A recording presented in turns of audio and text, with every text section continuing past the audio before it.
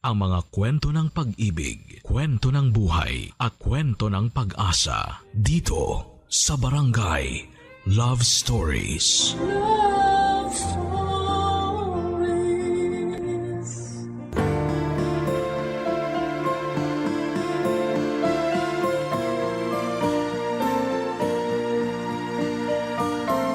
Hindi pwede na bigay todo tayo sa pagmamahal sa ibang tao tapos ay wala nang matitira para sa atin.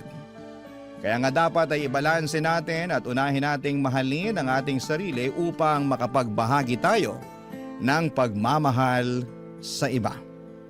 Ikaw, kabarangay, mahal mo ba ang iyong sarili? Dear Papa Dudut, good day po sa inyo at sa mga kabarangay nating nakikinig sa Barangay Love Stories. Sobra talagang nakaka-addict ang bawat episode na tinatampok ninyo. Kaya naman nag-decide na po akong sumulat din at magpadala ng aking kwento. Pero bago ang lahat ay magpapakilala muna ako. Tawagin niyo na lamang po ako sa pangalang Norman. 35 years old at taga Malolos, Bulacan. Kung ilalarawan ko po ang aking sarili ay proud kong sasabihin na isa akong masipag na anak, mapagmalasakit na miyembro ng pamilya at talaga namang bigay todo. Ang motto ko kasi ay lahat kakayanin para sa mga mahal ko sa buhay. At kung tatanungin ninyo mismo ang nanay Mirna ko, ay papatunayan niyang nagsasabi ako ng katotohanan.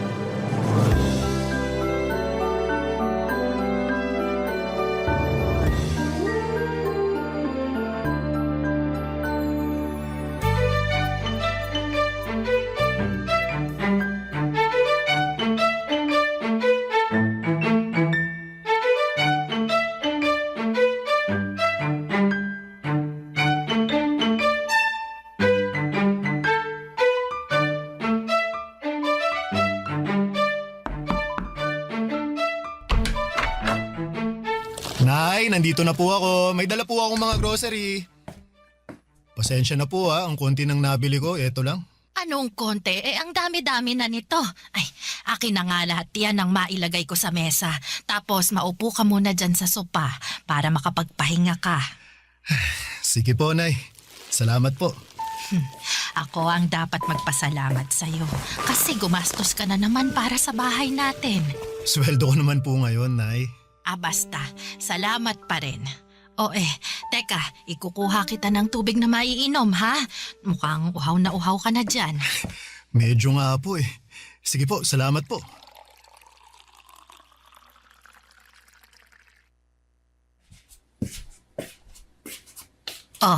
Nak, malamig yan para mapatid uhaw mo.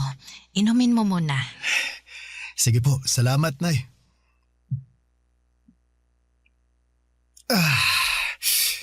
Sarap ng tubig.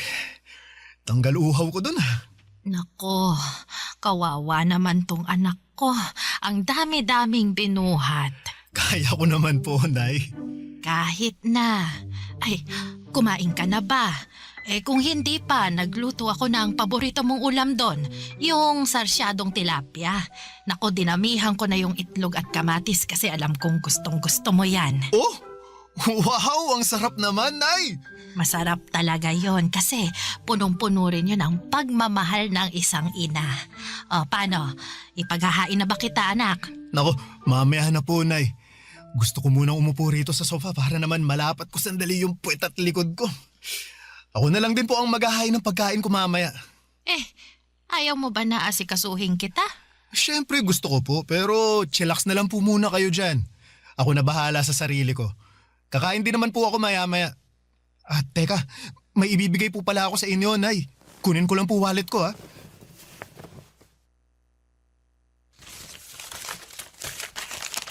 Ano yan? Pera? Opo. Ito po, para po sa inyo. Para sa akin, ano namang gagawin ko dyan? Pambayad po sa tubig at saka sa kuryente. Bakit parang ang dami naman yan? Magkano lang naman yung tubig at kuryente natin rito, anak? Yung sosobra po dyan ma sa inyo na. Baka gusto nyong magpasalon, manicure o pedicure. Ay nako, hindi na. Luho lang yon. Gastos lang. Ay, meron naman pong panggastos, tsaka minsan lang naman po ito. Ikaw talaga. Siyempre, nahihiya ang nanay mo kasi baka wala ka ng pera dyan pang gastos. Ang dami-dami mo ng pinamiling grocery tapos nagbigay ka pa ng pera para sa tubig at kuryente. Huwag po kayong mag-alala ma, kasi meron naman po akong panggastos dito. Sigurado ka ba, nak? Opo. Magsisinungaling ba naman ako? Hindi, pero nag-aalala lang ako eh. Simula nung nagkatrabaho ka parang hindi ka na pumalya sa pagtulong sa pamilya natin. Kahit nga ilang kamag-anak natin, tinutulungan mo pag kaya mo. Ayoko lang na masaid yung ipon mong pera ikaw naman yung mauubusan. Nako ma, hindi po mangyayari yon kasi sinisiguro ko na may natatabi rin ako para sa sarili ko. May kasabihan nga na mahirap tumulong sa iba kung hindi ko muna uunahing tulungan ang sarili ko. Lagi nyo kaya pinapaalala sa akin yun. Aba, oo naman. At saka, tumutulong lang naman ako sa mga kamag-anak natin kung nakaluluwag ako eh. Kung wala, tumatanggi naman po ako. Noon, medyo hirap akong humindi pero ngayon, pinag-aaralan ko na po. Tama rin naman yan. Mahirap na sa'yo lang lagi iaasa ang lahat. Kaya nga po eh. Pero masaya naman ako sa tuwing nakakatulong ako. Lalo na sa inyo at dito sa bahay natin. Alam ko, kapos din iba kong mga kapatid. Ay, kaya nga nagpapasalamat ako sa'yo, nak. Kasi malaki talaga ang naitutulong mo sa mga gastusin natin sa araw-araw.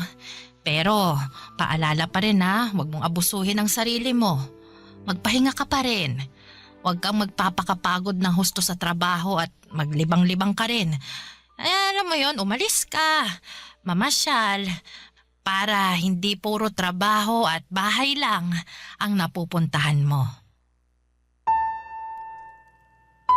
Pero katulad ng iba nating kabarangay, Papa Dudut, na lumaki sa hirap, hindi na iba ang kwento ng aming pamilya. Mekaniko sa talyer ang tatay ko samantalang labandera naman si nanay. Tapos 4 kaming magkakapatid at ako ang panganay. Madalas ay kulang talaga ang kita ng mga magulang namin, pangkain at panggastos namin sa araw-araw ay kinakapos.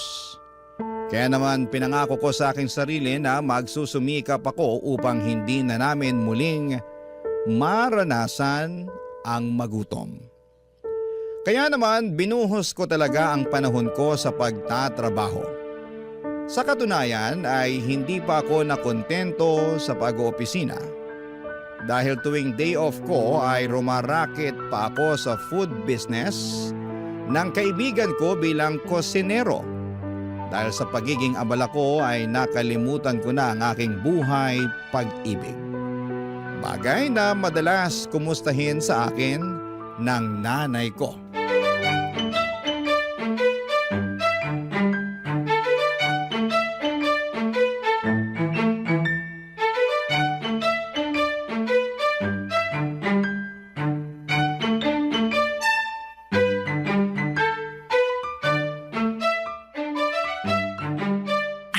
Nak, pwede ba kitang matanong? Sige po ma, ano po yun? Ilang taon ka na nga ba ulit? 34 na po ako ngayon taon. Bakit po? Lagpas na pala sa kalendaryo yung edad mo. Pero ni isang babae, wala ka pang nababanggit o pinakikilala sa akin na nililigawan mo. Nak, may bala ka pa bang mag-asawa? Siyempre ma, meron po. Kailan mo naman bala? Kasi nagkakaedad ka na.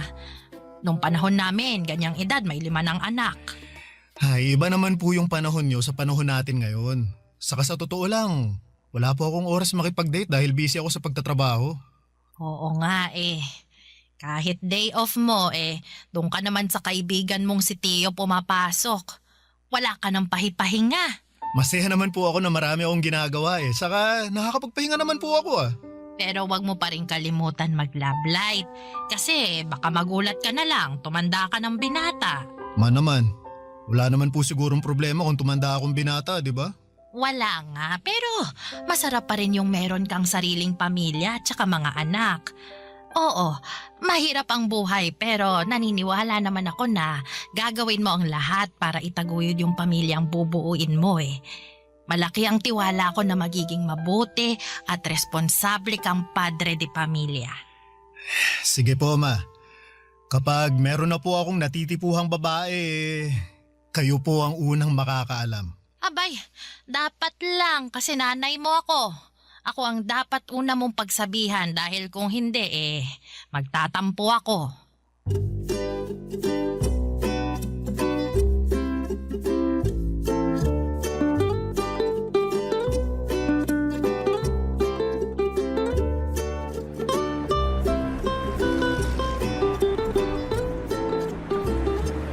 Thank you talaga sa tulong mo sa business ko, tol ah. Laking luwag lalo kapag may tauhan ako na hindi pumapasok eh. Kung pwede lang talaga na dito ka na lang sa akin magtrabaho kaso hindi ko kayang pantayan ang daily rate mo eh. Oo, kasi kapag dito na ako papasok ay malulugi ka sa akin. Ewan ko sa'yo. May iba tayo.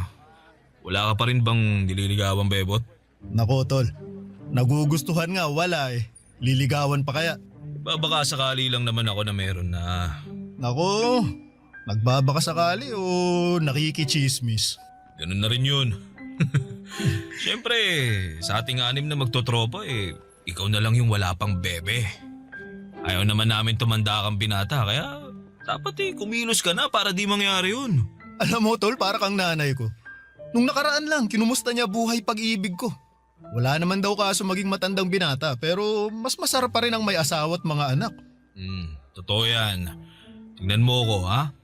Meron akong mga anak. Wala nga lang asawa kasi hindi naging okay pagsasama namin. Pero ayos lang dahil nasa akin naman yung mga bata eh. Ayun, magulo na masaya. Iba pa rin kapag may kasama kang bata. Kahit nakakapagod silang alagaan pero nakakatuwa pa rin. Sino ba kasing may sabi sa'yo na gusto kong tumandang binata? Siyempre naman, gusto ko pa rin magkaroon ng pamilya. Kaya lang, ang problema ko wala na akong panahon na kumilala ng babae. Masyado ka kasing busy sa trabaho. Kulang na lang, pakasalan mo mga trabaho mo eh. Huwag ganun. Sobra ka naman, tol. Joke lang. Alam ko naman na masipag ka at responsableng anak.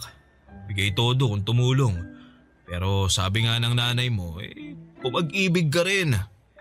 Yan din naman gusto namin para sa'yo ng mga tropa natin eh.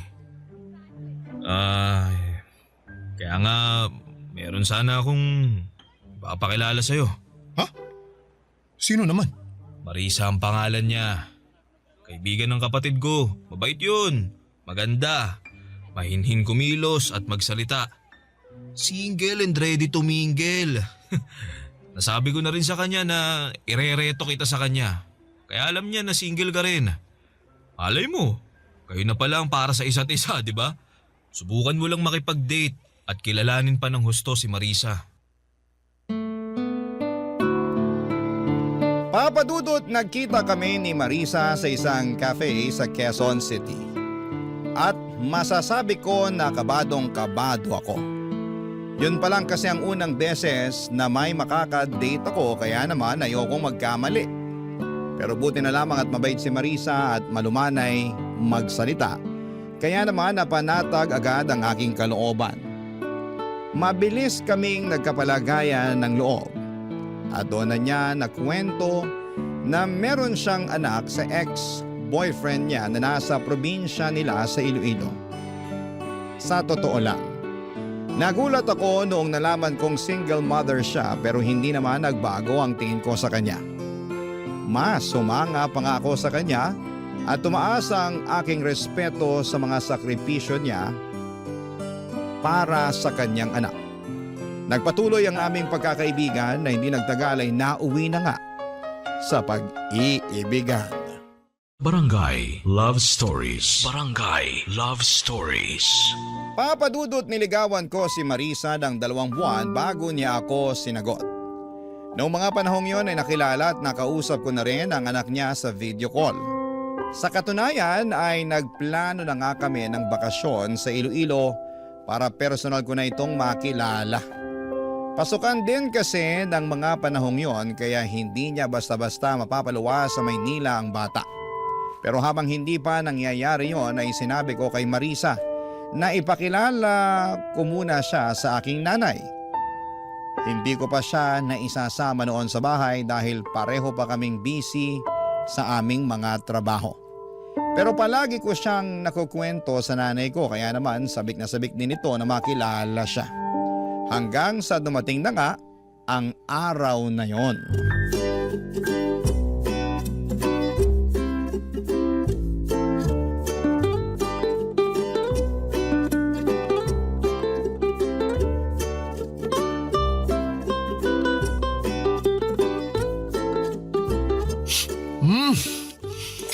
Ang sarap po talaga nitong niluto niyong kare-kare, Nay. Nako, salamat anak. Uy, pero magdahan-dahan ka nga sa pagkain ha. Baka mabulunan ka, tsaka baka kung ano na lang ang isipin ni Marisa, oh. Nako, Nay.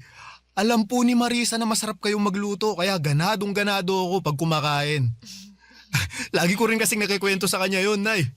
Di ba, babe? Tama po si Norman. Walang araw na hindi niya binida yung bawat luto niyo na pabaon niyo sa kanya. Nako, ganun ba? Salamat naman. Pero bakit parang hindi ka halos kumukuha ng ulam? Ayaw mo ba ng kare-kare? Yung totoo, allergic po kasi ako sa mani eh. Aha? Ganun ba? Nako, paano yan? May nakain ka na? Hindi naman po malala yung allergy ko, tsaka kaunti lang naman yung nakain ko, kaya ayos lang po ako. Marisa, nako, sorry ha, hindi ko alam na may allergy ka sa mani. Specialty kasi ni Nana yung kare-kare kaya yan yung nirequest ko na lutuin niya. Special din kasi yung okasyon dahil nga ipapakilala kita sa kanya. Ayos nga lang ako. Kaunti lang nakain ko, di ba? Tsaka saka kung wala akong allergy siguradong hindi ko pa rin kakainin yung luto ng nanay mo. Kasi hindi naman masarap. Paano niya naging specialty yan? Ang tabang naman. At ang lansa ng karning ginamit. Makunat din. Pati yung gulay mapait. Nakakadiri. Ha? Anong sinabi mo? Narinig mo yung sinabi ko, Norman? Kailangan ko pa bang ulit-ulitin?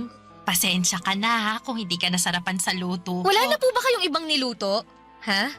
Kasi hindi ko makakain yung kare-kare na yan. Baka hindi lang malalang allergy abutin ko dyan eh. Baka sumakit din tiyan ko. Sige. Teka, ipagluluto kita ng ibang ulam na makita ko sa ref natin. Ha? Nay, wag na, Nay. O-order na lang tayo. Wag ka nang umorder. Gastos lang yan. Tsaka meron pa naman tayong mga sangkap dyan sa ref.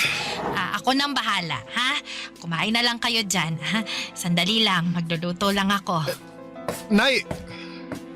Marisa, mag-usap nga tayo dun sa labas. Bakit sa labas pa?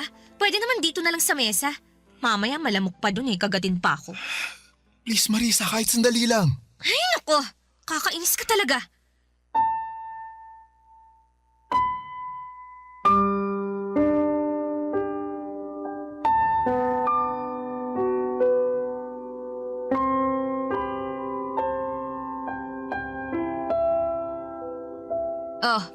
Nandito na tayo sa labas. Ano bang pag-uusapan natin, ha? Dalian mo ha, kasi ayokong papakin ng lamok dito. Hindi naman malamok, masyado ka lang maarte. Anong sabi mo? Tama ba yung narinig ko?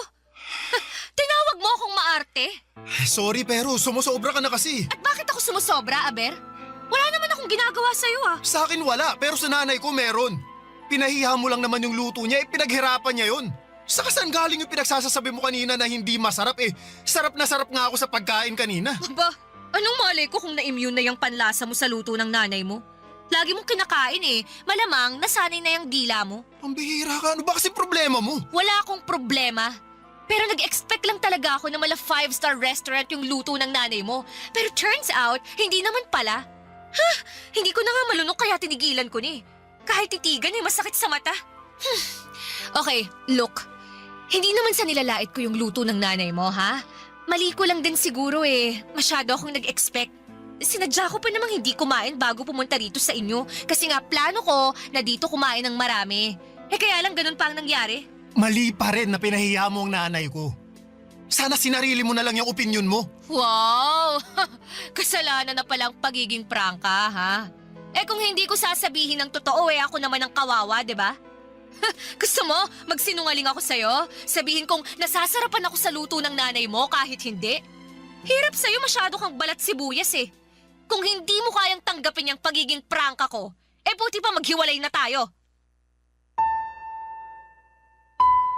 Papa Dudut, ayoko namang maghiwalay kami ni Marisa kaya naman pilit ko siyang inunawa ng mga panahong yon. Inihingi ko na lamang siya ng pasensya sa nanay ko na nagsabi naman na ayos lang. Pero ramdam ko na labis niyang kinalungkot ang una nilang pagkikita ng girlfriend ko dahil sa pagiging prangka nito na wala naman sa lugar. Hindi nagtagal, Papa Dudut, ay nagkaayos naman kami ni Marisa kaya lang ay habang umuusad ang aming relasyon ay unti-unti kong nadidiskubre ang natatagong ugali ng girlfriend ko. Taliwas po sa pagiging mahinhin at malumanay niyang magsalita. Noong una ay ang natatago niyang kaartihan na wala sa lugar at pagiging matabil ang dila. Bukod doon ay magastos din po si Marisa, Papa Dudut.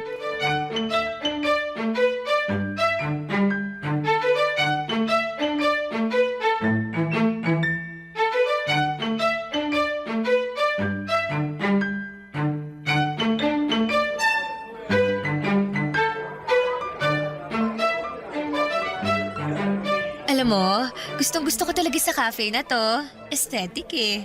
Sigurado akong pupusuan na naman ng mga friend ko online yung My Day ko. Aesthetic nga pero di naman masarap yung kape saka ang mahal ng menu nila. Sabi ko naman sa'yo, subukan natin sa iba eh. Meron akong alam na kabubukas lang pero maraming magagandang review. Ayoko sa iba. Gusto ko rito. Hindi bagay yung beauty ko sa mga pipitsuging kainan, no? Maawa ka naman sa akin. Maaate mo ba na i-date ako sa isang mabaho at mumurahing lugar? Marisa, para sa kaalaman mo, hindi mabaho yung lugar na gusto ko sanang puntahan natin sa date natin ngayon. O, edi sige. Hindi na kung hindi. Pero mumurahin pa rin. Ayoko doon. Gusto ko rito. Ay, bahala ka na nga. Bahala talaga ako. Ay, babe, malapit na pala yung birthday ko. Ano palang plano mong regalo sa akin? Ano? Don't tell me, nakalimutan mo na ah. Sige ka, magtatampo ako.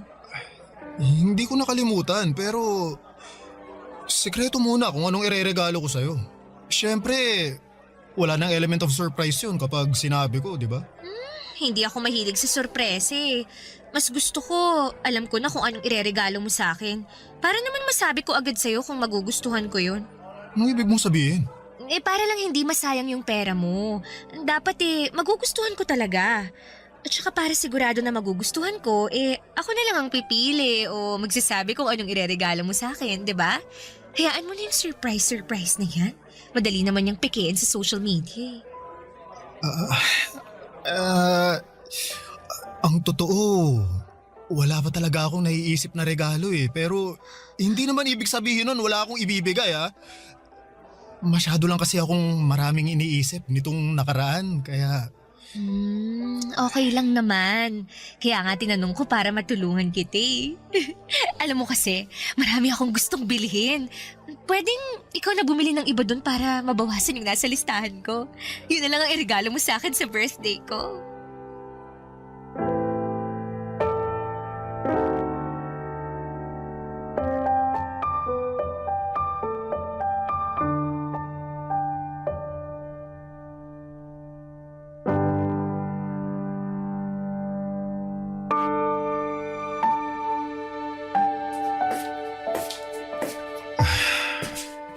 Nandito na po ako, Ma.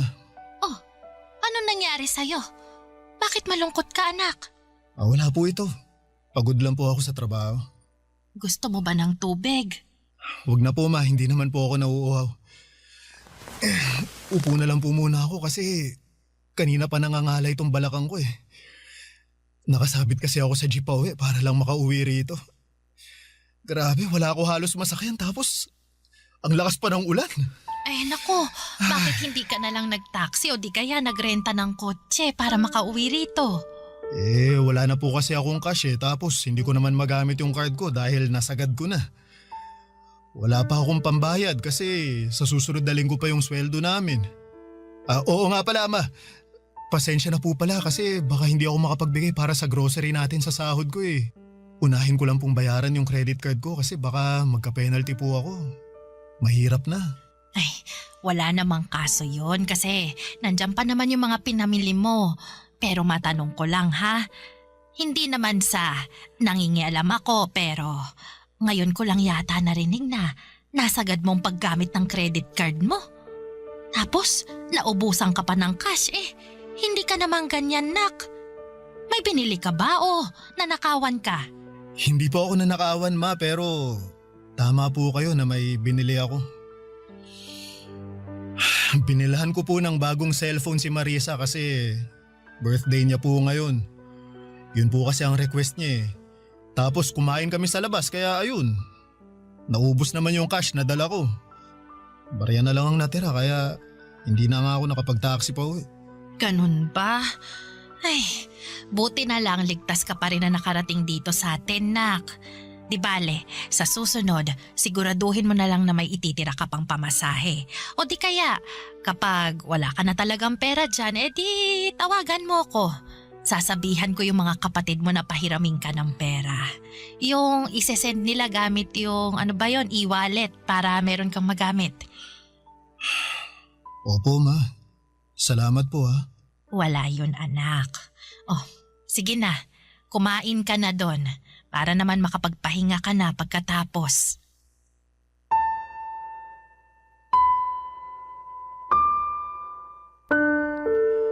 Papa Dudut, hiyang-hiya ako sa nanay ko ng mga panahong yon. At bagaman sinabi niya na wala namang kaso kahit magkano lamang ang ilaan ko para sa bahay namin ay hindi pa rin mawala sa akin yung pakiramdam na nagkulang ako. Sa kabilang banda ay ayoko namang makaramdam ng pagsisisi na mas inuna kong bilhin ang birthday gift ni Marisa up to the point na nagipit na ako. Kaya nga ginawa ko talaga ang makakaya ko upang i-budget ng maayos ang aking sweldo kaso sadyang nahihirapan ako dahil sa pagiging maluho ng aking girlfriend. Hindi ko na lang namalaya na naubos na pala ang ipon ko sa mga bagay na pinabibili niya na hindi lang para sa kanya kundi maging sa anak niya.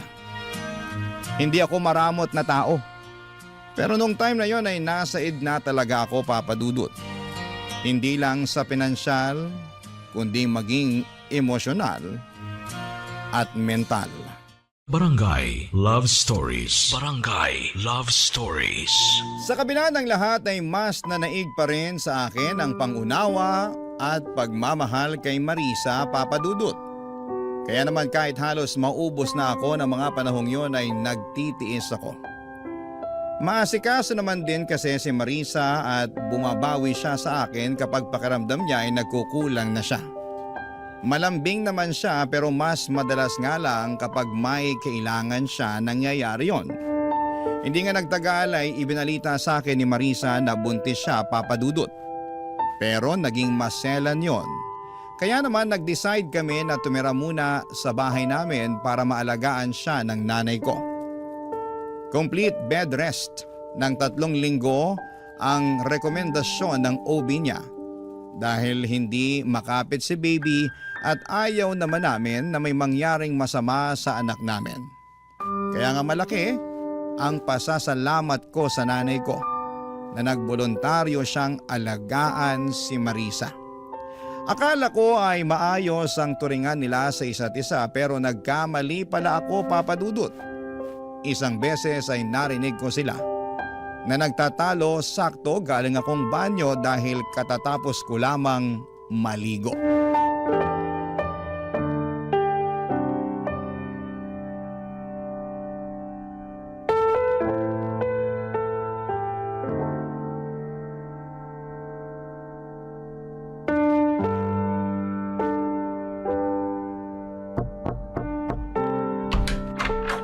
Marisa, tulog ka na ba? Hindi po, Nay. Pwede ba akong pumasok? Kukunin ko lang yung mangkok na pinaglagyan ko ng lugaw. Sige po. Hala, nak! Bakit yata parang hindi mo namang kinain tong lugaw? Eh wala naman kasing lasa tsaka nakakasuka. Ha?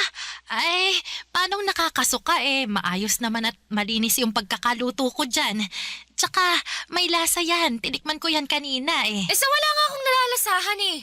Alam nga namang ipilit kong sabihin na meron kahit wala, di ba? Lumabas naman akong sinungaling nun. Ah, ganun ba? Pasensya na ha. Baka nagkamali lang talaga ako. Hoy, Marisa. Bakit mo sinisigawan ng nanay ko? Hindi ko sinisigawan ng nanay mo. Nag-uusap lang kami. Anong hindi Ang taas ng boses mo, saka dinig na dinig ko dun pa lang sa banyo. Kaya nga tinapos ko na yung paliligo ko para labasin na kayo. Hindi ko nga sabi sinisigawan yung nanay mo. Masyado ka namang OA eh. Pinagsasabihan ko lang siya na hindi masarap yung lugaw na niluto niya para sa akin. Tsaka, bakit ba siya panipakain sa akin ng lugaw? Wala naman akong sakit. Nagkataon lang naman talaga na kailangan kong humilata sa higaan na to ng 3 linggo, pero hindi naman ibig sabihin nun hindi ko kayang ngumuya ng matinong pagkain. Ayoko niyan. Hindi ako nabubusog dyan tapos ang tabang pa. Marisa, pwede mo namang sabihin ng maayos sa nanay ko Hindi yung ganyan na pinagsasalitaan mo pa siya ng hindi maganda. Teka nga, abogado ka ba ng nanay mo? Anong sinabi mo? Lagi mo na lang kasi siyang pinagtatanggol imbis na ako ang kampihan mo.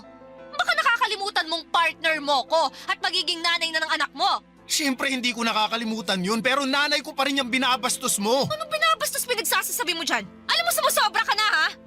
Ma, magsalita naman kayo!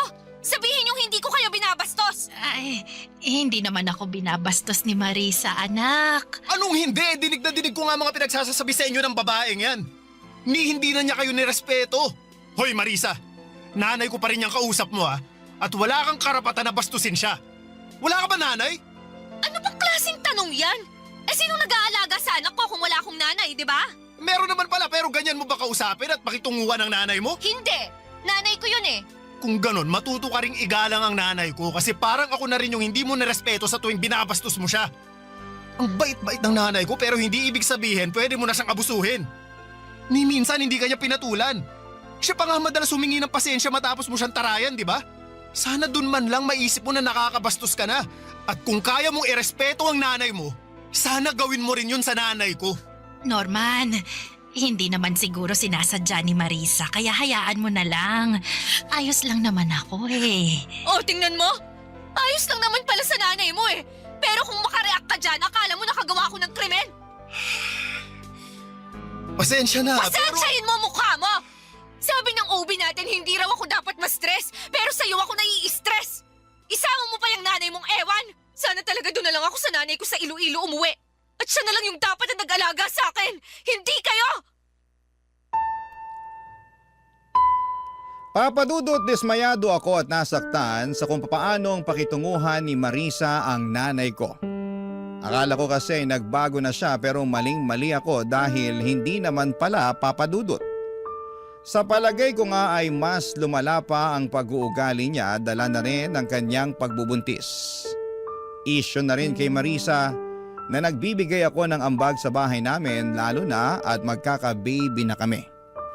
Dapat daw ay sila na lamang ang sinusuportahan ko at hindi na ang pamilya namin. Hindi ko naman pinapabayaan si Marisa at ang magiging anak namin pero hindi ko basta-basta mapuputol ang suporta ko sa nanay ko. Kaya nga sa abot ng aking makakaya ay binabalanse ko yon. Kaso'y hindi yon maintindihan ng kinakasama ko. Pinaramdam niya sa akin at sa nanay ko kung gaano niya kaayaw yung setup namin. Paulit-ulit niya akong sinasabihan na maghanap ng marirentahan dahil kaya naman niyang asikasuhin ang kanyang sarili. Lumipas nga ang 2 buwan at naging okay naman ang baby namin kaya hindi na kailangan ni Marisa na mag-bed rest. Dahil doon ay nagpaalam siya sa akin na lalabas siya para makipagkita sa dati niyang mga katrabaho, bagay na pinayagan ko naman. Kaya lang ay meron akong nalaman na labis kong kinabigla.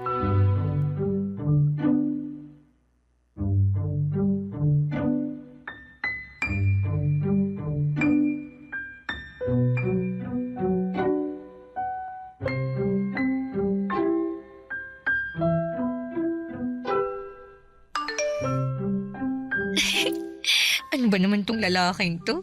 Nasend pa talaga ng picture niya na nakatopless. Oh, kita ko tuloy yung kanyang mga pandesal. Ha, Marisa, anong sabi mo? Ano ka ng kalabaw? Hindi ako anak ng kalabaw, anak ako ng nanay ko. Sinagulat ako kaya nasabi ko yun. Pero ewan ko sa'yo. Sineryoso mo naman. Paano hindi ko seseryosohin kung ano-anong naririnig ko sa'yo? Ano bang narinig mo? Nasabi mo may nag-send sa'yo ng picture na nakatopless. Sino ba yan, ha? Saka bakit mo biglang tinatago yung cellphone mo, ha? Wala. Wala ka na doon. Anong wala ako doon? May tinatago ka, no? Tangero ka, Wala akong tinatago sa'yo. Kung wala, edi patingin ako ng cellphone mo. Akin na. Akala mo hindi ko napapansinan nitong mga nakaraang araw palagi kang nakatutok dyan sa cellphone mo, ha? Narinig pa kita na may kausap ka nung isang gabi. Kaya akin na, patingin ako niyan. Gusto kong malaman kung sino ba yung kausap mo niyan. Ayoko nga. Ganon. Pues aagawin ko na lang sa'yo kung ayaw mong ibigay. O ano? Kahit ayaw mo nakuha ko naman na. Norman, please sa akin yung cellphone ko. Parang awa mo na, ibigay mo na sa akin yan. Ha? Ba't mo gagawin yun? Kasi may tinatago ka na ayaw mong malaman ko? Hindi. O ayan o. Sakto, ang daming mensahe ng kausap mo. Tingnan ko nga kung sino tong hayop na to. Norman, wag! Ano to? Bakit kayo magkausap ni Theo, ha? At bakit siya nagpapadala ng mga hubad na litrato sa'yo?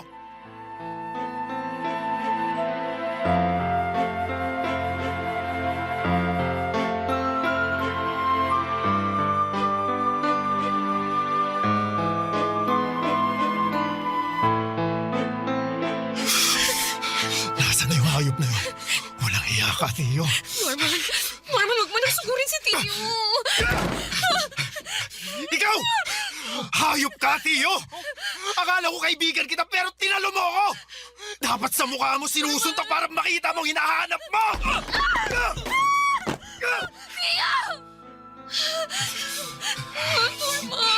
Norman, bakit mo ako sinuntok? Nagtanong ka pa talagang ahas kaya kulang pa nga yan dahil sa ginawa niyong panloloko sa akin! Sira ulo ka, Norman! Kala mo siguro hindi masakit yung ginawa mo, no? Halika! Dadagdagan ko pa para lalo ka Sige, masasaktan! tala! Magsuntukan tayo! Kala mo yata, kalasang kita eh! Tama na!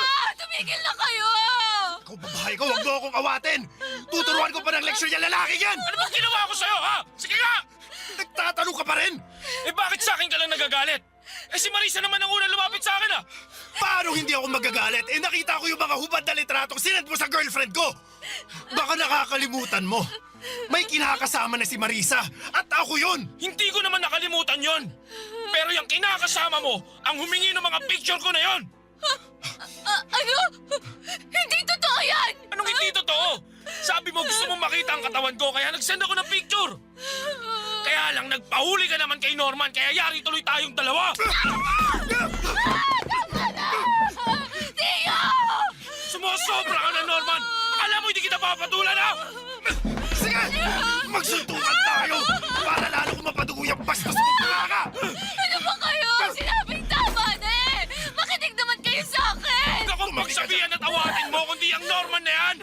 Siya naman na noon ang nanunto ka at mag-amok dito sa pamamahay ko. Meron akong dahilan kung bakit ko ginawa yon! Tinalo mo ako, tol! Akala ko pa naman magkaibigan tayo! Tigil na kayo sa akin! Ang sakit! Marisa! Marisa! Marisa, nagdudugo ka! Ang baby ko! Ang baby ko! Tulungan niyo ako! Ang baby ko! Dalhin niyo ako sa ospital!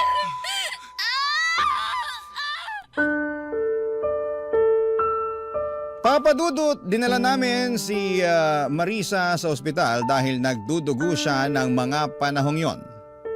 Takot na takot ako ng mga panahong yon para sa kaligtasan ng baby namin. Kaya nga pansamantala kong nakalimutan ang galit ko kay Theo dahil natuon ang buong atensyon ko para kay Marisa. Pagdating namin sa ospital ay agad na inasikaso ng mga doktor ang kinakasama ko. Pinaghintay kami ni Theo sa labas ng emergency room at doon ko na tinawagan ang nanay ko. Gulat na gulat siya sa mga nangyari at humahangos na nagpunta sa ospital na kinakaroon na namin. Pero huli na ang lahat dahil binalita sa amin ng doktor na nakunan si Marisa. Ibig sabihin, patay na ang baby namin. Sobrang sakit ang pangyayaring yon at hindi ko mapigilang sisihin ang aking sarili dahil pakaramdam ko ay kasalanan ko kung bakit nawala ang aming anak. Pero mas masakit na pagkagising ni Marisa ay inamin niya sa akin na hindi ako ang ama ng sanggol na dinadala niya. Matagal na pala silang may relasyon ni Theo at may ginagawang milagro habang nakatalikod ako at hindi pa sila nakontento dahil pinaako pa nila sa akin ang bata na hindi naman nanggaling sa akin. Kaya nga noong araw ding yon ay nakipaghiwalay na ako kay Marisa at tinapos ko na ng tuluyan ng pagkakaibigan namin ni Theo. Sa kasalukuyan ay nagmo-move on ako, Papa Dudut. Tinuring ko na lamang na blessing in disguise ang redirection na nangyari at mas nag-focus na lamang ako sa aking pamilya na siyang tunay na nagmamahal sa akin. Hanggang dito na lamang po ang sulat ko. Maraming salamat. Sakaling mapili po ninyong i-ere sa Barangay Love Stories. Ang inyong kapuso at kabarangay forever, Norman. Ako? Gigil na gigil talaga ako sa nangyayari sa kwento natin. O ikaw, kabarangay, kumukulo rin ba dugo mo? Pwede kang mag-iwan ng comment sa ating comment section. Ang mga kwento ng pag-ibig, kwento ng buhay at kwento ng pag-asa dito sa Barangay Love Stories. Love Stories.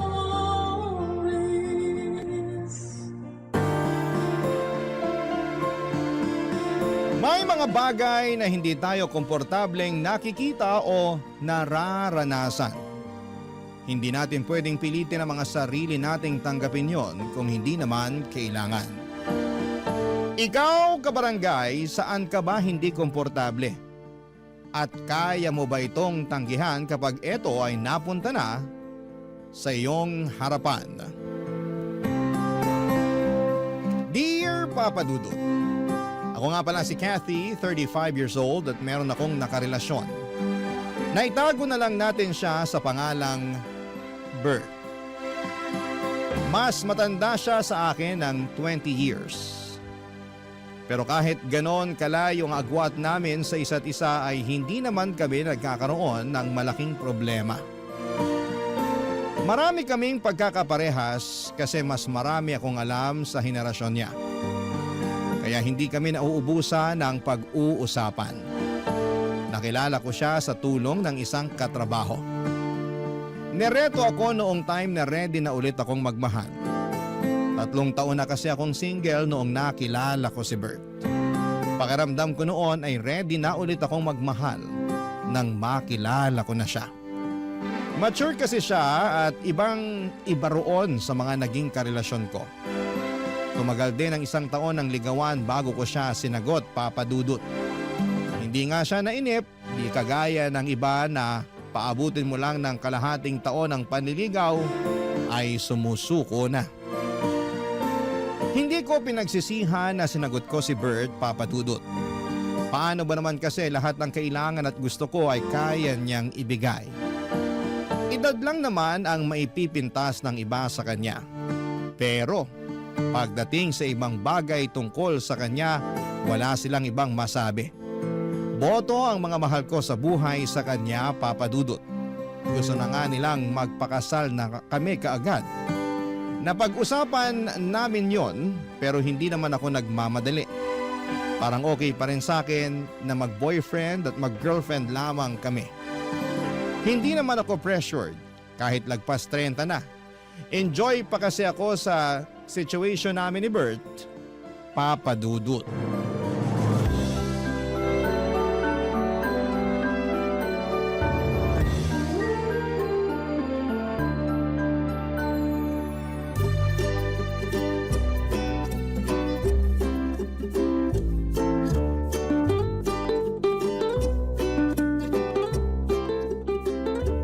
Saan tayo sa day off ko?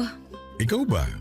Gusto mo mag-out of town? Huwag muna, naghihingalo pa ang wallet ko eh. Ako naman ang gagastos. Ay naku, ayoko masanay sa ganyan ha. Baka mamaya isipin ng ibang tao eh, pineperahan lang kita. Alam ko namang hindi mo ako pineperahan. Gusto ko lang din na nakakapag-provide ako sa'yo. Nakakakilig naman yan.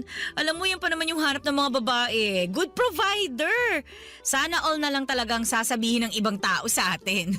So, payag ka na sa out of town. Siguro wag nga muna. Nakakatamad din kasing bumiyahe. Ano palang gusto mong gawin natin? Siguro ayos na sa akin yung lambingan habang nanonood ng TV sa kondo ko. Baka sitahin mo na naman ako kapag nakatulugan kong panonood ng TV. Naku, sanay na ako sa'yo, no? Bawasan mo kasi yung rice at saka salt intake mo para hindi ka kagad antukin. Wala na sa kinakain ko yan. Nasa edad ko na talaga. Pagkakapihin na lang kita ng 1 litro para siguradong walang tulugan. Kawawa naman ang puso ko niyan. Alam mo naman na mahina na ang puso ko dahil sa edad ko. Alam mo, lagi mo nalang nirarason ang edad mo, ha? Sinasabi ko lang ang totoo. Kailangan ko rin mag-ingat. Kailangan mo talagang mag-ingat dahil dapat mahaba pa ang panahon na magkasama tayo. Ayoko mabiyuda ng maaga, ha? Kaya nga, healthy living na ako para sa'yo eh. Ikaw kaya ang inspirasyon ko kaya gusto ko magpabata ulit. Hindi mo na kailangan magpabata. Mahal ko na ang matandang version mo. Aray, sinampal na naman ako ng realidad. Alam mo, kahit may senior citizen ID ka na, tanggap at mahal pa rin kita. Basta kahit sino ka pa. Kahit sino ako? Kahit ano pa ang nakaraan ko? Past is past, sabi nga nila, di ba? Speaking of past, Uy, kinakabahan naman ako dyan. Huwag mo sabihing may asawa ka pa pala, ha? yan naman ang wala. Alam mo namang matagal na kaming annulled ng dati kong asawa, hindi ba? O so ano nga yung past na sinasabi mo? Tungkol sa anak ko. Ha? May anak ka na? Oo, Joy Joy ang pangalan niya. Nag-iisa lang. Anak ko sa una. Bakit ngayon mo lang sinabi sa akin? Baka kasi busted din mo kapag nalaman mong may anak na ako eh. Ang babaw naman ang tingin mo sa akin. Tanggap ko naman kung una pa lang sinabi mo nang may anak ka na. Wala na rin naman ako magagawa kasi nabuo na yung batang yun bago pa ako dumating sa buhay mo. Hindi na siya bata. Ilang taon na? 30 years old na siya. Wow, mas matanda lang ako ng 5 taon. Oo, pero minsan isip bata yun kaya parang na rin siya mas bata sa'yo ng 20 years. Ano ba to? Halos magkabatch na kami ng anak mo Hindi naman mahalaga ang edad, hindi ba? Baka kasi dahil hindi nagkakalayo ang edad namin, alam mo na, ayawan niya ako. Open-minded si Joy Joy. Hindi problema sa kanya ang edad mo. Nakwento na kita sa kanya noon pa man. Hindi mo siya kumontra. Sa katunayan, gusto ko nga niyang makilala. Kinabigla ko talaga yung pag-amin sa akin ni Bert na may anak na siya na halos kaedad ko na. Napansin niyang hindi ako komportable noon kaya inassure niya na magiging okay ang una naming pagkikita ng anak niyang si Joy Joy. Nagpakwento na ako sa kanya tungkol sa ugali ni Joy Joy, Papa Dudut. Sinabi niyang liberated ang anak niya, bukas ang isipan nito sa maraming bagay. Kung ano raw ang magpapasaya kay Bert, ay sosuportahan daw yon ni Joy Joy. Papa's girl daw kasi si Joy Joy.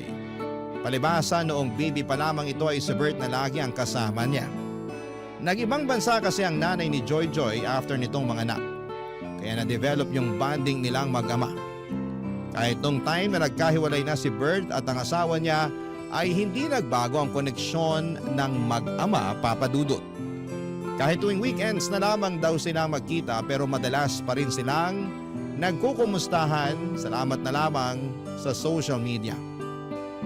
Marami pa akong nalaman tungkol kay Joy Joy. Dahil doon ay napanatag na rin ako kahit papaano. Baka naman makakasundo ko si Joy Joy, lalo't hindi naman nalalayo ang edad namin sa isa't isa. Marami rin kaming pwedeng pag-usapan. Naisip ko nga rin baka pwede na rin kaming maging magkaibigan. Weird yon kung iisipin, pero para sa akin ay maganda nga yun para mas lalo akong mapalapit kay Bert. Alam kong mahal na mahal ni Bert si Joy Joy. Base pa lang kung paano kumislap ang mga mata ng nobyo ko kapag pinag-uusapan namin ang anak niya. Alam kong wala na siyang ibang hihilingin pa kapag nagkasundo kami ni Joy Joy. Kaya naman pinaghandaan ko na ang unang pagkikita namin ni Joy Joy. Kabado man pero kinaya ko yon para sa relasyon namin ni Bert, Papa Dudut.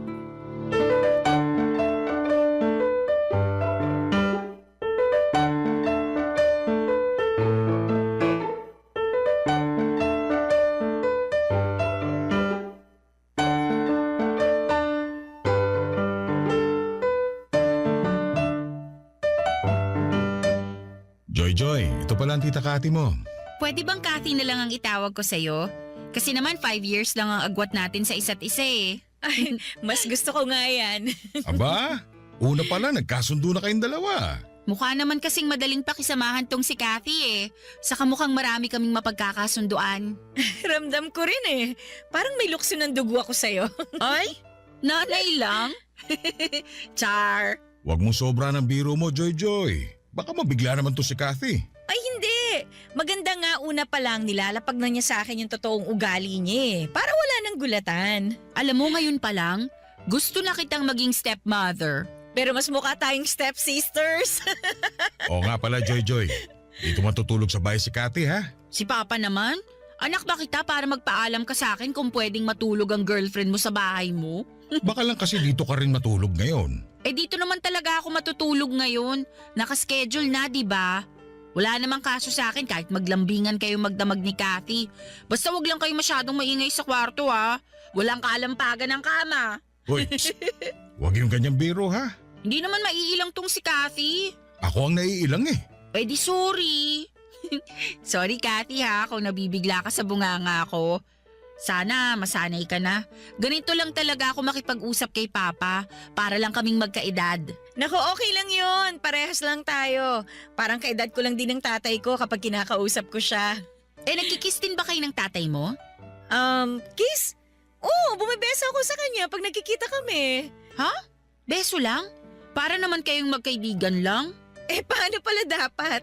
Pa, beso lang yung sa kanila oh. Bakit tayo kiss sa lips? Kiss sa lips? Oo. Yun ang nakasanayan namin mula nung baby pa siya. Love language namin yun. Ah, nung bata pa lang si Joy Joy. Mula pagkabata niya hanggang ngayon. Hanggang ngayon? Consistent kami ni Papa dyan. Joke to, no? Anong joke? Sampulan nga natin pa. Okay na. Hindi na kailangan patunayan yung joke nyo. Natatawa na ako. Bahala ka. Pa, alis muna ako. Tumatawag yung best friend ko. Gala lang kami sa mall. Balik ako mamayang dinner. Agahan mo, ha? Sumabay ka sa amin ni Kathy mag-dinner. Sure. Bye, Kathy. Bye, Pa. Pakis nga ako. Lambot naman ang lips ng dalaga ko. O ingat ka, ha? Update mo kami ni Kathy, ha? Ang inakala kong biro ay totoo pala. Nakita ko kung paanong naglapat ang mga labi ni Bert at Joy Joy. Naghalikan talaga sila sa harapan ko at hindi ako nakapagsalita kaagad, Papa Dudut. Inoobserbahan ko kung nagbibiro pa rin sila pero mukhang hindi na. Seryosong kumaway na paalis si Joy Joy habang si Bert naman ay nagtungo muna sa kusina para i-check kung ano ang pwede niyang iluto para sa dinner naming tatlo. Naiwan naman ako sa sala na takang-taka kung bakit may gumagawa pa ng ganon. Masyado lang ba akong malisyosa at normal ba na sa edad ni Joy Joy na yon ay hinahalikan pa siya sa labi ng sarili niyang ama? Ako lang ba ang hindi komportable sa sitwasyon na nakikita ko? Kailangan ko bang sanayin ang sarili ko sa nakasanayan nilang mag-ama? Hindi namin napag-usapan ni Bert ang tungkol sa halik na yon. Parang ako pang nahiya sa nakita ko at hindi ko naman pinahalata sa kanya na nabigla ako sa naging halikan nilang mag-ama. Pagkabalik ni Joy Joy ay nakita ko naman silang naghalikang muli sa labi. Isang malaking pasanin sa akin na ipakita na okay lamang ako sa nakasanayan nilang gawin. Bakit sila ganon? Hindi naman ako conservative na babae pero alam ko kung ano yung limitasyon. Close din naman kami ng tatay ko pero hanggang beso lang ang pupwede. Kina Bert at Joy Joy kailangan talagang magdikit ang mga labi nila ng matagal. Naintindihan ko kung musmos pa lamang si Joy Joy pero dalaga na siya. Halos kaedad ko na nga siya. Hindi ba dapat may boundaries na rin silang mag-ama pagdating sa bagay na yon, Papa Dudut? Barangay Love Stories. Barangay Love Stories. Papa Dudut, marami pa akong napapansin sa kanila mag-ama habang tumatagal na nakakasama ko sila. Sobrang komportable nila sa isa't isa na wala na silang pakialam kung komportable pa ba ang iba kapag nakikita sila. Meron nga noong magkasama kaming kumain sa isang restaurant, silang dalawang mag-ama ang magkatabi. Inakala ng lahat na sila ang magkarelasyon at kaibigan lamang ako ni Joy Joy. Paano ba naman kasi iba ang dikita nila sa isa't isa? Iba rin ang yakapan na akala mo ay magkarelasyong sabik sa bawat isa. Panay din ang halikan nila sa labi kahit anumang oras nila piliin. Doon ako hindi nakatitig ng mabuti, Papa Dudut. Samantalang kami ni Bert bihira lamang kung maghalikan sa labi. Hindi rin kami gaanong naglalambingan at nagyayakapan. Pero silang mag-ama ay kayang-kaya po nila. Minsan gusto ko nang sabihin sa kanila na hindi ako komportable kaya lang nauuna lagi yung takot ko na baka ma-misunderstand nila ang pinanggagalingan ko. Hanggat maaari ay ayaw ko namang magkaroon kami ng hindi pagkakaunawaan ni Bert. Saka napapalapit na rin kasi kami ni Joy sa isa't isa. Ayaw ko ring masira ang nasimula naming samahan. Ang hirap pa namang ibalik ang magandang samahan kapag nagkalamat na. Kaya pinilit kong itikom ang labi ko para lamang masigurado na hindi ako ang magiging dahilan para lumayo ang loob nila sa akin. Pero isang araw ay meron na naman akong hindi nagustuhan sa ginawa nila. Kararating ko lamang noon ng bahay ni Bert at naabutan kong magkasama sina Joy Joy at Bert. Nakasuot ng nightie si Joy Joy na sobrang nipis. Wala rin itong suot na bra. Dahilan para mailang ako, Papa Dudut.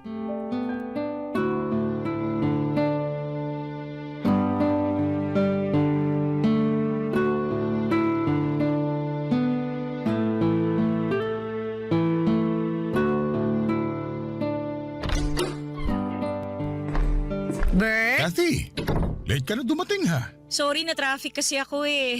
Kanina ka pa namin hinihintay, Kathy. May nirekomenda kasi akong movie kay Papa. Tara, panoorin na natin. Okay, sige. Joy Joy? Ano yun? Gusto mo bang humiram ng pajama or jacket? Meron ako dyan. Ha? Para saan?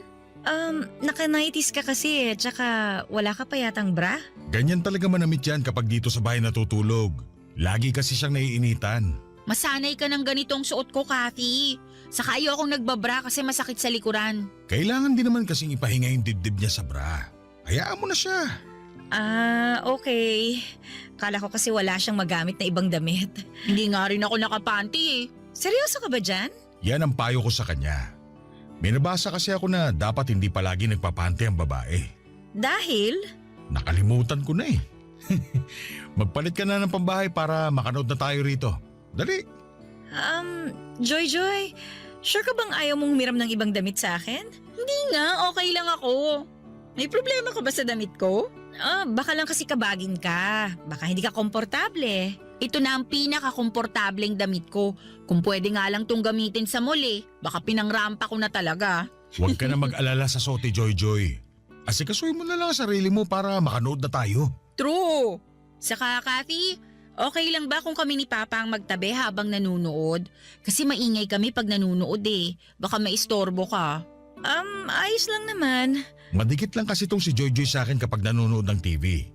Lalo kapag sa sinihan at horror pa ang pinapanood. Naku, iba ang dikit nito sa akin. Kumakandong pa nga ako kay Papa kasi lagi ako natatakot eh. Kumakando? Nakasanayan na naming dalawa yun.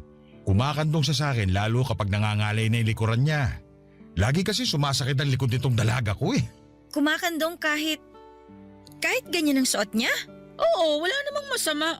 Nakadamit naman si Papa ng maayos. Pero ikaw… Alam mo ikaw, mukhang may problema ka sa suot ko. Huwag mo na nga akong plastikin, sabihin mo na.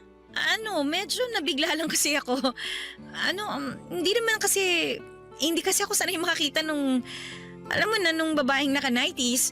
Medyo conservative kasi ako eh. Ikaw? Conservative? Hindi ka naman ganun eh. Ganun ako, no? Baka hindi lang halata. O sige na nga, naniniwala na ako. Papa? Ano yun anak? Sumasakit na naman yung likod ko. Kakandong ka na? Opo, please.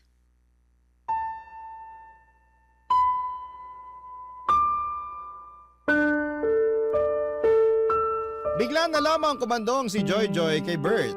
Natulala na lamang ako sa mga nangyari. Nagmadali akong pumunta sa kwarto hindi para magbihis kundi para magpakalma ng sarili ko. Naiinis ako sa ginagawa nila pero mas naiinis ako dahil wala naman akong magawa para pigilan sila, Papa Dudut. Parang ang helpless ko sa sitwasyon na yon. Gustuhin ko mang magsalita, natatakot ako dahil baka ma-offend ko sila. Noong sinubukan ko nga na magpasimple pero kamuntik nang magalit itong si Joy. Noon ako natakot, Papa Dudut. Lalo na noong parang kinampihan ni Bert ang anak niya. Sino ang magiging kakampi ko kung ganon? Wala akong maisip na mapagsabihan ang sitwasyon ko. Papa Dudut, natatakot ako na baka may magsabi sa akin na masyado lamang akong malisyosa. Baka ako lang ang nakakakita ng hindi maganda sa mga nangyayari. Baka nga kailangan ko ring mag-adjust. Sa pagdaan pa ng mga araw ay sinubukan kong sanayin ang sarili ko sa mga nakikita ko sa kanila. Kapag hindi ko na kinaya ay pumipikit na lamang ako o di naman kaya ay gagawa ako ng dahilan para makaiwas sa kanila. Napapadalas pa naman ang punta ni Joy sa bahay ni Bert. Natuwa na raw kasi siya sa akin kaya gusto niyang makasama kami lagi ng papa niya. Kung alam lang niya na hindi kami parehas ng nararamdaman. Lagi na lang akong naiilang sa tuwing andon siya. Lagi akong kinakabahan na may makikita pa akong sobra sa ginagawa nila. At hindi nga ako nagkamali, Papa Dudut. Nagkatotoo nga ang aking iniisip.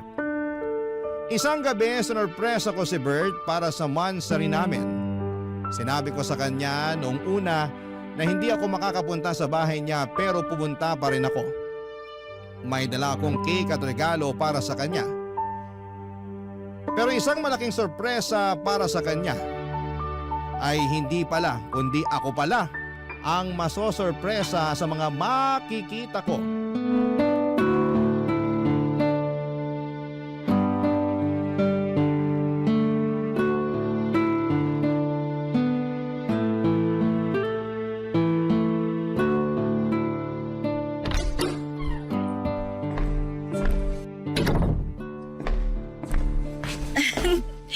Happy Monthsary! Kathy, akala ko hindi ka pupunta.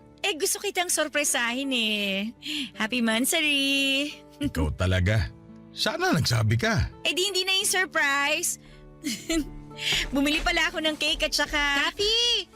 Sabi ni Papa hindi ka raw pupunta rito sa bahay. Kasi bala ko lang naman siyang sorpresahin kaya nagpanggap akong hindi pupunta. Mukha namang na-surprise si Papa, maski na ako. Kahit ako na-sorpresa sa'yo eh. Bakit ka naman na-sorpresa? Palagi naman akong andito sa bahay ni Papa. Na-sorpresa ako sa suot mo. Ha? May mali ba sa suot ko? Wala namang problema. Nakapanty at bra lang kasi siya. Sabi ko naman sa'yo, mabilis mainitan at pagpawisan to si Joy. May aircon naman, di ba? Hindi effective yan sa akin. Di ba, Papa? Kahit combo pa ng electric fan at aircon, may initan pa rin niyang si Joy. Tingnan mo sa susunod para maniwala ka. Buti nga naabutan mo pa akong nakabra ngayon eh. Madalas kasi. Hindi siya nagbabra? Ba't pa ba ako nagtaka? Uy, may dala kang cake! Ano flavor to, Kathy? Mocha. Uy, paborito ko to. Pa, subukan mo ko ha. Sige, ikaw pa ba? Kuha ka na rin ng platito at pangiwa. Teka, punta na ako ng kusina. Bert, kailangan nating mag-usap. Para saan? Kain muna tayo. Hindi na ako kakain. Sa inyo na lang ni Joy ang cake na to. May problema ba? Hindi ba halata? Ano bang problema? Kayo ng anak mo. Hindi mo ba nakikita kung gaano kasagwa yung mga ginagawa nyo? Anong masagwa? Excited na akong lantakan tong cake. Papa, kandungin mo ko please. Masakit na naman tong likod ko eh. Teka lang muna, Joy ha. Nag-uusap pa kami ni Kathy. Wala na tayong dapat pag-usapan.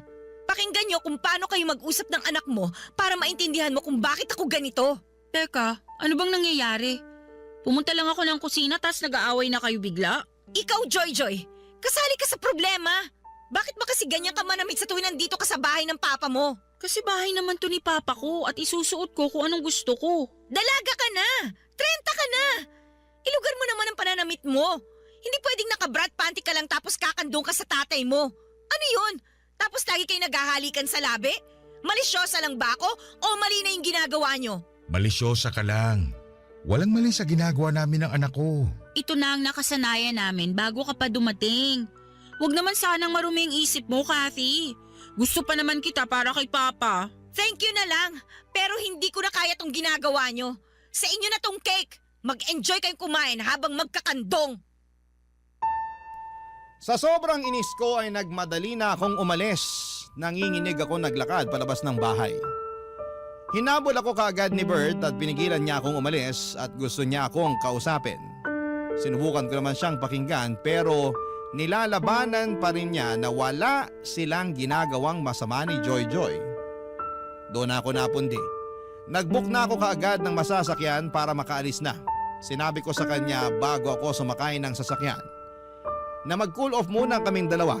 Gusto kong mag-isip-isip kung tama pa ba na makipagrelasyon sa kanya dahil hindi ako komportable sa kanila ng anak niya. Wala naman na siyang nagawa kung hindi ang pumayag. Hinayaan na rin niya akong makaalis. Sa loob ng sasakyan ay doon ko ipinagpatuloy ang pag-iyak. Nang makauwi ako ng bahay ay hindi pa rin natapos ang sama ng loob ko. Nagkulong ako sa kwarto para umiyak ng umiyak. Pagkatapos noon ay nakatanggap ako ng text mula kay Bert. Sinasabi niya sa akin na bibigyan niya ako ng space. Umaasa pa rin daw siya na magkakaayos kami dahil mahal niya ako. Hindi raw niya kayang mawala ako. Lumambot ang puso ko sa sinabi niya. Kaya naman sinubukan ko siyang kausapin para ipaunawa ang maling napapansin ko sa kanilang mag-ama. Pero tulad ng dati, sarado pa rin ang isip niya tungkol doon. Kaya wala ko nagawa kundi ang itigil ang pag-uusap namin at sinimulan ko nang iwasan silang mag-ama habang pinag-iisipan kung tama pa ba na magstay ako sa buhay niya. Papa Dudut. Barangay Love Stories. Barangay Love Stories. Sa pagdaan ng mga araw ay hindi na nga muling nagparamdam sa akin si Bert. Nirespeto niya ang kagustuhan ko na makapag-isa muna. Pero nami-miss ko siya. Hindi siya matanggal sa isipan ko at in love talaga ako kay Bert. Pero hindi ko naman pwedeng gamitin ang pagmamahal na yon para lamang magstay kung hindi naman ako komportable sa nangyayari sa relasyon namin. Tiniis ko na huwag magparamdam sa kanya. Kahit panayang check ko kung nag-message na ba siya o kung nag-like man lang ba siya ng status ko. Napadalas nga ang pag-post ko sa Facebook para lamang makita kung magre-react pa rin siya pero bigo ako noon. Kahit i-view ang my day ko ay wala pa rin. Kaya ang ginawa ko na lamang ay dine-activate ko na lamang ang Facebook ko para wala akong makita tungkol sa kanya. Nagpaka-busy na lamang ako sa trabaho para makalimutan siya. Pero hindi naging effective. Kapag busy ako sa trabaho ay mas lalo ko siyang naiisip. Hindi na ako makatulog ng maayos dahil nasanay na akong kayakap at katabi siya. Kaya naman nilunok ko na ang pride ko at minessage ko na siya, Papa Dudut. Mabilis naman niya ako nireplyan at sinabi ko sa kanya na puntahan niya ako sa kondo para makapag-usap kami. Mabilis pa sa 4:00 ang pagdating niya. Nanginginig akong pinagmasdan siya at na-miss ko talaga siya. At naramdaman ko namang ganon din siya sa akin. Niyakap niya ako at hindi ko naman pinagkait sa kanya ang isang yakap pabalik. Alam kong hirap talaga akong tiisin siya dahil mahal na mahal ko siya. Kaya sinubukan kong i-communicate sa kanya ang nararamdaman ko sa relasyon nilang mag-ama, Papa Dudut.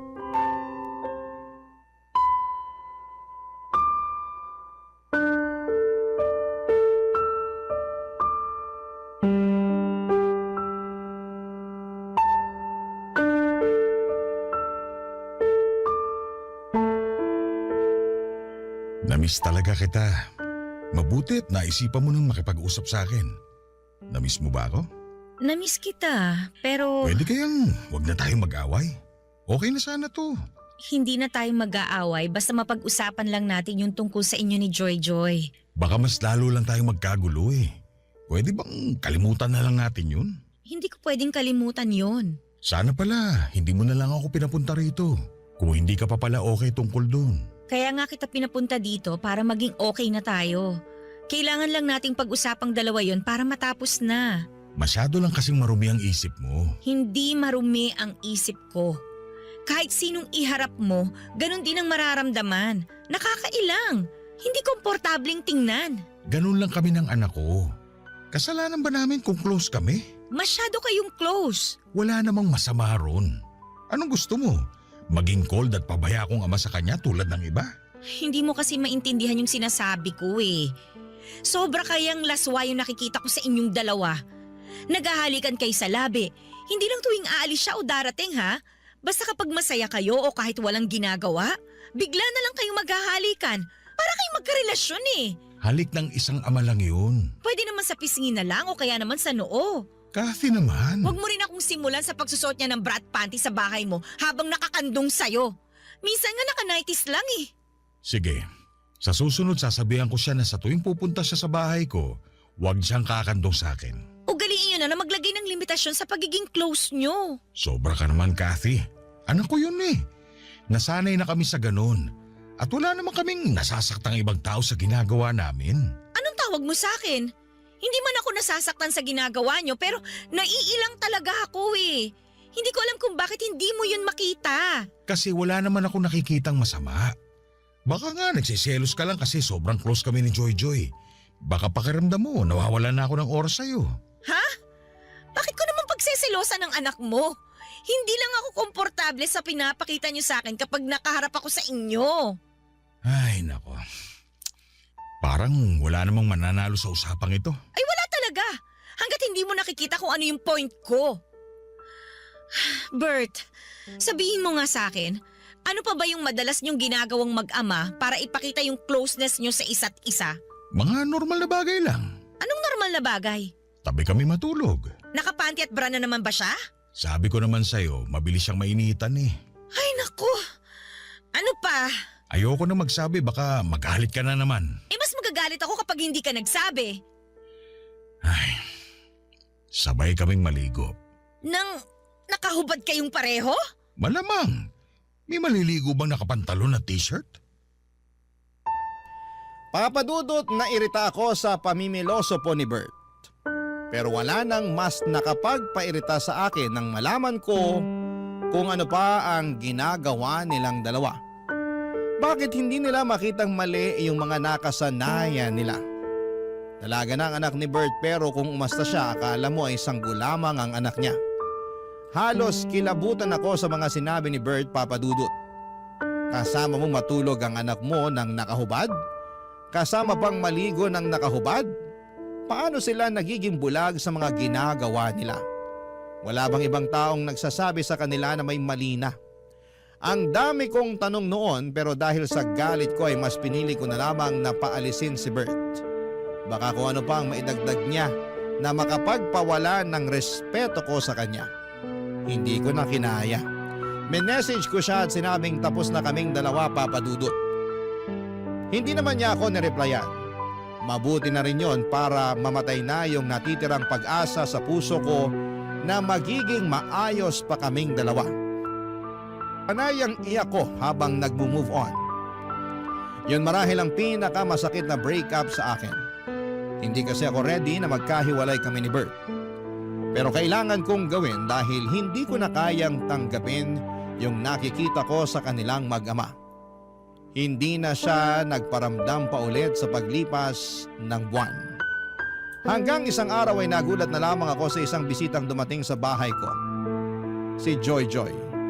Kumatok ito sa pinto at nang buksan ko ay nakita ko ang malungkot na mukha ni Joy Joy.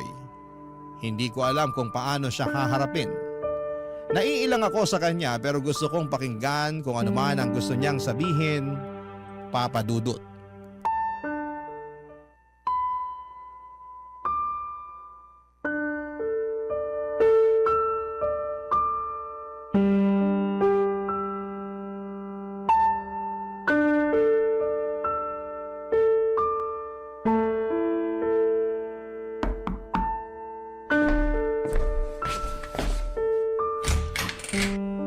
Anong ginagawa mo dito? Makikipag-usap sana sa'yo. Pasok ka. Inutusan ka ba ng papa mo na pumunta dito? Hindi, nagkusa ako. Tungkol saan naman ang pag-uusapan natin? Alam mo na kung ano. Hindi naman na kailangan. Hiwalay na kami ng tatay mo eh. Wala na ring sense para pag-usapan pa yon. Alam kong mahal niyo pa ang isa't isa. Lalo na si Papa. Kung alam mo lang kung gaano kalungkot si Papa ngayon. Kasalanan naman niya. Hindi niya ako pinakinggan eh. Pinakinggan ka naman namin. Kaya lang, kami ang hindi mo maintindihan. Ako nga tong hindi niyo maintindihan eh. Wala bang nagsasabi sa inyo na nakakailang ang mga ginagawa niyo? Wala naman kaming natatapakang ibang tao. Yung tanong ko ang sagutin mo. Wala bang pumupuna sa ginagawa niyong mag-ama? Meron, pero... So hindi lang pala ako, no? Pero pinaramdam niyo sa akin na ako lang tong malisyosa. Kasi hindi naman big deal sa amin eh. Ewan ko ba sa ibang tao kung bakit hindi sila maging open-minded? Ang hirap maging open-minded sa ginagawa niyo, Joy Joy. Parehas mo rin pala yung mga niligawan at naging ex ni Papa eh. Akala ko pa naman iba ka sa lahat. So marami pala kaming kontra sa ginagawa niyo ng tatay mo. Kasi makikitid ang utak nyo. Ay naku Joy Joy, makinig ka. Hindi ako kontra sa pagiging malapit nyo sa isa't isa ng tatay mo. Pero sana sa edad mo, dapat alam mo na kung ano yung mga bagay na hindi mo ginagawa kasama siya eh. Hindi ka na pwedeng naka-bra at panty lang habang kumakandong sa kanya. Wala na rin sanang halikan sa labi na maganap. Bumeso ka na lang tulad ng ibang mga anak. Sa ganun ako pinalaki ni Papa eh. Kaya nga sinasabi ko sa'yo na mali ang tatay mo na ipagpatuloy pa kung ano yung ginagawa niyo noon.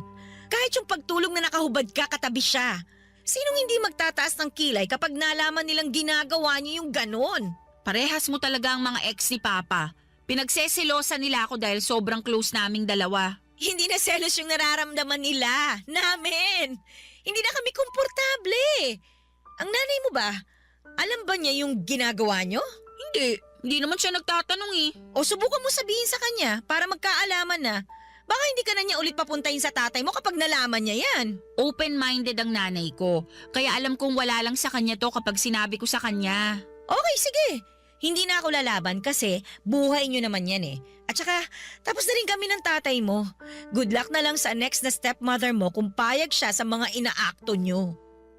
Pero Kathy, ikaw na kasi ang gusto ko para kay Papa.